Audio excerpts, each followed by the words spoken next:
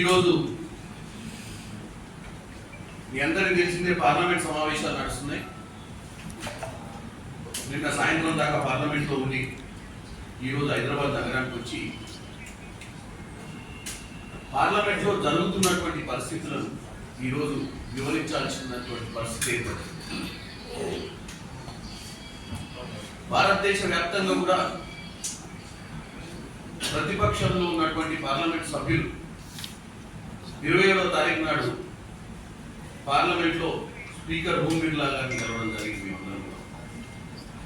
ముఖ్యంగా మీ అందరికీ తెలుసు, పార్లమెంట్లో సభ్యులుగా ప్రజా సమస్యల మీద పోరాటం చేయడానికి, ప్రజా సమస్యలు ప్రజల తరపున గలమెత్తి మాట్లాడడానికే ఈరోజు ఎన్నికలబడ్డ పార్లమెంట్ సభ్యులందరూ కూడా పార్లమెంట్లో చర్చలలో కానీ, క్వశ్చన్ అండ్ అవర్ కానీ, 377 కానీ, 0 అవర్ కానీ,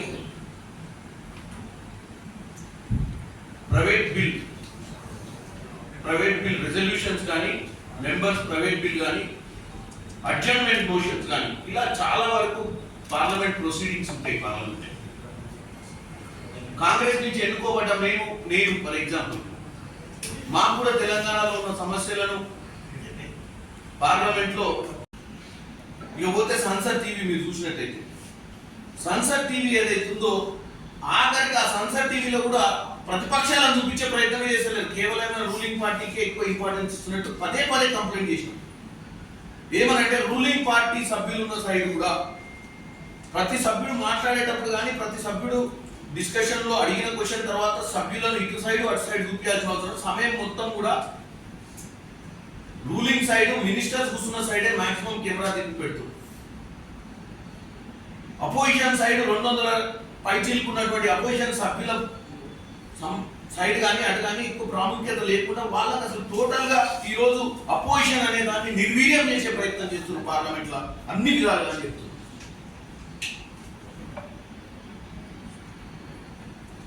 స్టాండింగ్ కమిటీ, కన్సల్టేటివ్ కమిటీ, నేను హౌసింగ్ అండ్ అర్బన్ అఫేర్స్ లో స్టాండింగ్ లో ఉన్న, టెక్స్టైల్స్ లో కన్సల్టేటివ్ ఉన్నా. కన్సల్టేటివ్ కమిటీ మీటింగ్లే జరుగుతలేదు ఈ మధ్య కాలంలో. స్టాండింగ్ కమిటీ మీటింగ్లు ఎంతో జరుగుతున్నాయి కానీ కన్సల్టేటివ్ కమిటీ మీటింగ్లు రెగ్యులర్ గా జరుగుతలేవు.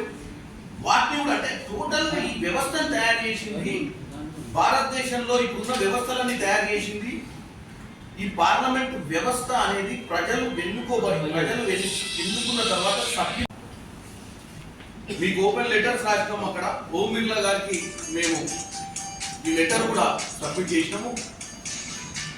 అపోజిషన్ పార్టీ ఎంపీలందరం ఈరోజు మేము ఈ ప్రెస్ మీట్ పెట్టడానికి కారణం కూడా ఏంటంటే తెలంగాణ ప్రజలకు కూడా మేము ఎన్నుకొని ఉంటున్న పార్లమెంట్లో ఏం జరుగుతుందో చెప్పాల్సిన అవసరం ఉంది. కాబట్టి ఈరోజు మేము ఈ ప్రెస్ మీట్ పెట్టి చెప్పాల్సి వస్తుంది.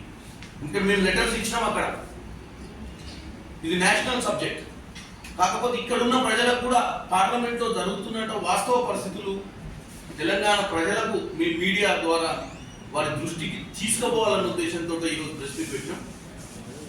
మేమేమనుకున్నామంటే ప్రతి రాష్ట్రంలో కూడా ప్రజలకు తెలియాల్సిన అవసరం ఉంది. ఎందుకంటే మేము ఏం ప్రయత్నం చేస్తున్నాం, పార్లమెంట్ ఏం జరుగుతుంది. ఈరోజు ఈ బీజేపీ ప్రభుత్వంలో మీకు అన్ని తెలుసు, ఈడీ, ఐటీ, సిబిఐ ఇవి ఎట్లా కార్యకర్తల రూపం అయిపోయింది వాళ్ళకు. ఈవెన్ దేవాలయం లాంటి ప్రజాస్వామ్యంలో ఉన్నటువంటి దేవాలయం లాంటి పార్లమెంట్లో కూడా విపక్ష గురే పరిస్థితి ఉంది.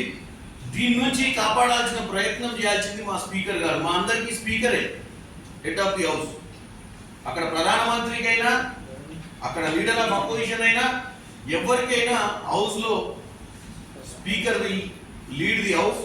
Speaker is head of the house. Speaker కి 543 సభ్యులు అందరూ సమానమే ఉండాలి. అటు స్పీకర్ కూడా బీజేపీ సభ్యుడు కావచ్చు, రెండోసారి స్పీకర్ కావచ్చు, అయినా కానీ ప్రజాస్వామ్యాన్ని కాపాడాల్సిన బాధ్యత స్పీకర్ మీద ఉంటుంది. స్పీకర్ ఎట్టి పరిస్థితుల రెండు భాగాలు, ఇటు అపోజిషన్ కైనా రూలింగ్ కైనా సమానమైన సమయం, ఒక డిస్కషన్ మీద 5 గంటల సమయం ఇచ్చినప్పుడు ఏ నెంబర్లు ఎంత ఉందో ఆ నెంబర్ల ప్రకారమే అవర్స్ అండ్ మినిట్స్ స్ప్లిట్ అవుతాయి. అదే విధంగా ఏదైతే వాళ్ళు ఇప్పుడు అదే చేస్తున్నారు అదే విధంగా ఇప్పుడు చేయడం జరిగింది.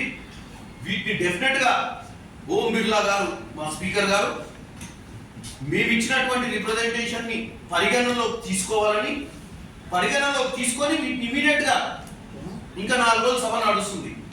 సోమవారం హాలిడే ఉంది, మంగళవారం నుంచి శుక్రవారం దాకా 4వ తారీఖు దాకా ఈ బడ్జెట్ సమావేశాలు నడుస్తున్నాయి. కాబట్టి రానున్న రోజులలో నేనే కాకుండా మా సభ్యులందరం ఇచ్చిన రిప్రజెంటేషన్స్ కన్సిడర్ చేయాల్సిందని కోరుకుంటున్నాం. మీరు చెప్తున్నారు బాగుంది. సేమ్ ఇక్కడ